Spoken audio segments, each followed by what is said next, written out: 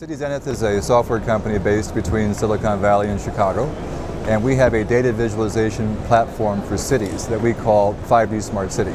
It was created by the original architects of Google Earth, and they joined our company in 2009, and we released version 1.0 of this platform technology in 2012. And what it does is it uses a 3D digital model of the city as the point of organization for data in the city, including not just open data or government data, but social media, machine-to-machine, and IoT data as well. We take all that data, we bring it into a common platform, and then we visualize it so that it can be made useful to government and to businesses and to citizens who live and work in cities.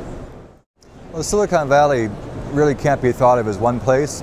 It's actually a series of places in a general area, and I would argue that Silicon Valley now extends out to many regions beyond the traditional geography too, but it's a kind of a composite of a lot of different industries. So it's possible that some industries are doing very well and other industries may not have done so well. At the moment, the general feeling in the Valley is that it's really busy. Software companies, technology companies are hiring like mad. It's almost impossible to find engineers. They do tend to shift their attention from subject to subject. So for example, the clean tech industry, which got a lot of attention in 05, 06, 07, 08, has almost disappeared.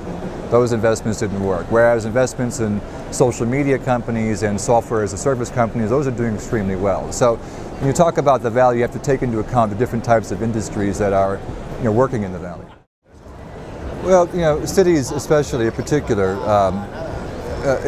one of the biggest challenges that they face is how best to use their data.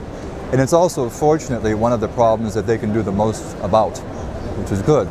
If you were to prioritize the various things that cities need to do to get smarter, one of the things that they can do in the short term is to begin to, and many of them have already done this and we can talk about this, but to aggregate, cleanse and scrub and begin to analyze their data in ways in which they haven't before.